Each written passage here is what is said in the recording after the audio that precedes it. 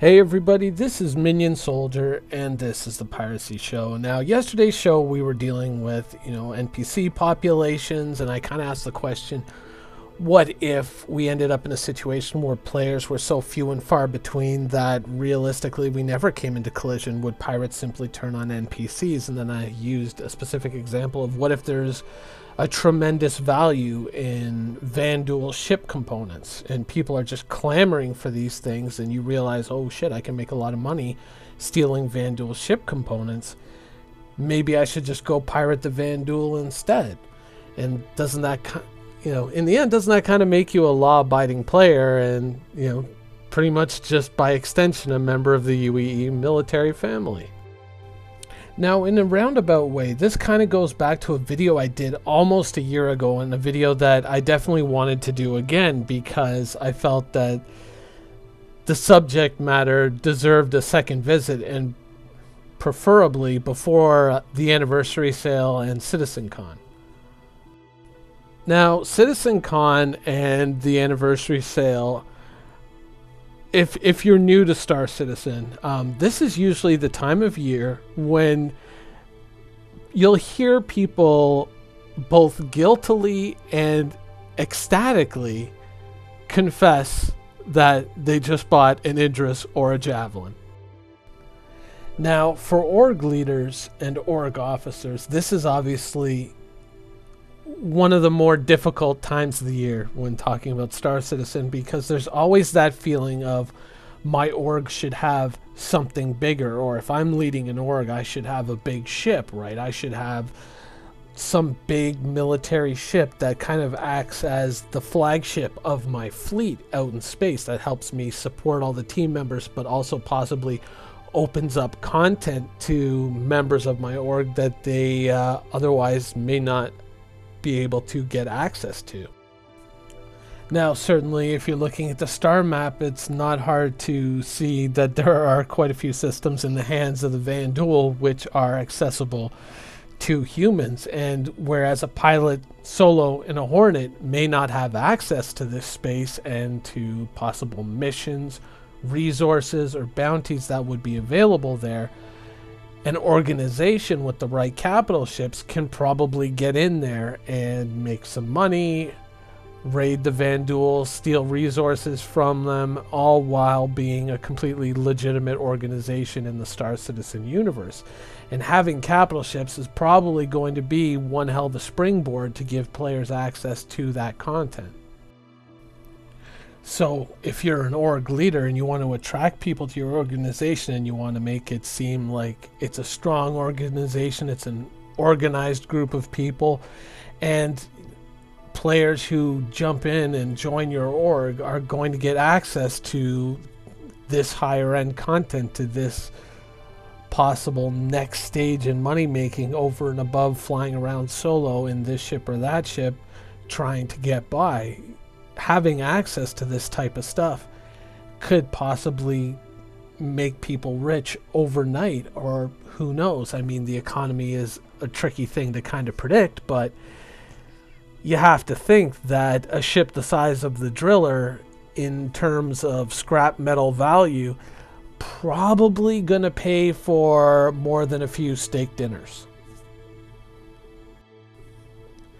Now, going back to what I was saying earlier, about a year ago, after the anniversary sale, I made a video because there was a little insanity going on in the forums and in chat. People were mad because, of course, there were a limited number of Idrises. Or actually, no, you could get the Armada pack for, I think, $2,500, and that was an Idris plus a whole bunch of other ships.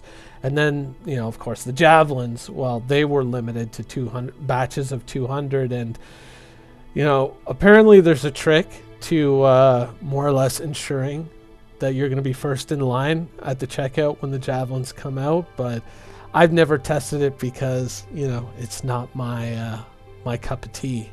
I don't hold it against anybody who owns it, but it's it's definitely not the ship for me and what I plan to do. People were going nuts over these ships because, as usual, people were liquidating their whole fleet. They were just melting their whole hangar, plus throwing in extra money and gambling pretty much on the chance of getting a javelin. And when it didn't work out, and now they wanted more and more unmelt tokens to reconstitute their fleet because their gamble on a javelin had failed. And so then they start rebuilding their fleet, and then the javelin sale came up the next year, and they melted everything again to try and get a javelin and failed again. And so then they go on the forums and they complain, saying we're not getting enough tokens to rebuild our fleet because we keep melting it year after year trying to get another javelin. Now, I kind of stepped into this insanity and I said, stop, wait, check this ship out. Now, this ship here is the Vanduul Destroyer, okay?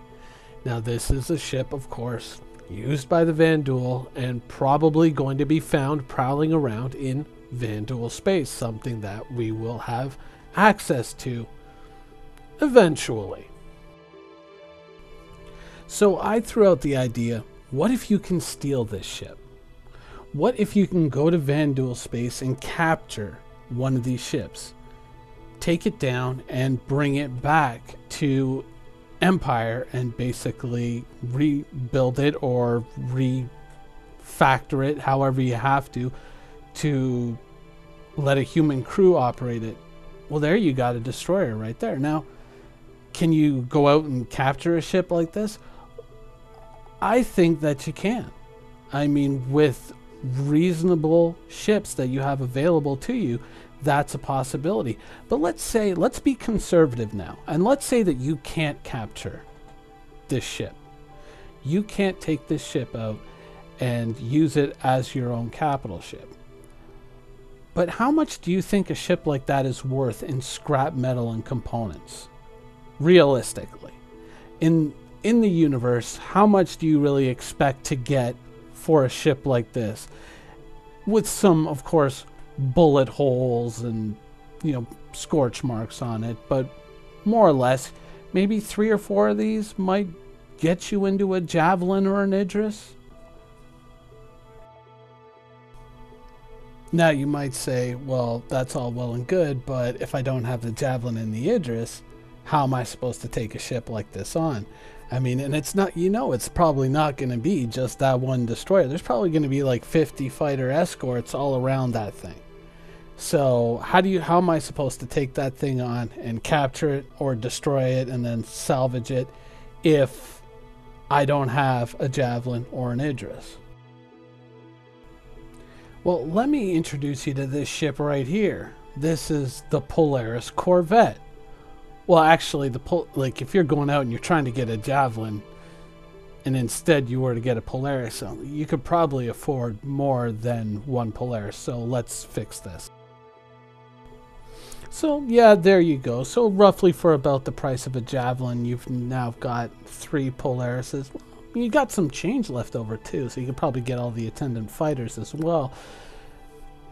But that looked like, that looks like it would be a fairly reasonable fight, And I mean, chances are probably in your org or amongst a lot of the people that you're friends with in Star Citizen, you probably know quite a few Polaris owners, don't you? So chances are you might not have to worry about that javelin in the Idris after all. Chances are you might already have the tools you need to do the job. Wait, you know what? Let's just go ahead and get that Hunter Destroyer out of here for a second. Get out of here. Get out of here. You've been blown up. That's a pretty sexy looking thing, don't you think? Those 3 Polarises kind of out on the attack, flying in formation. That looks pretty badass, don't you think? I mean, I don't know. I would kind of think that if I were leading, let's say, a mercenary org or something like that, I'd probably be a little bit more interested in putting together squadrons or entire attack wings of Polarises than buying a javelin or 2. I think that would be a much more serious threat to my enemies than one ship attacking on one vector. If you've got 3 ships attacking from multiple vectors, that's a lot for someone to keep track of. I don't know. I think that, whereas last year I was saying, man, maybe you can go out and steal a Vanduul capital or at least scrap it and sell it for money. Maybe I'm looking at it all wrong. Maybe if you're out to set up a really badass, respectable capital fleet for maybe a mercenary org or something along those lines, maybe the Javelin and the Idris aren't really what you should be looking at. Maybe it's the Polaris. You know what I'm saying? I'm kind of feeling that it's the Polaris is the ship to watch, and especially with these sales coming up, everyone's going to be talking about Javelin and Idris, and I hope this is my chance to get one. Polaris seems like a much better option to me, and of course, a lot more reasonably priced.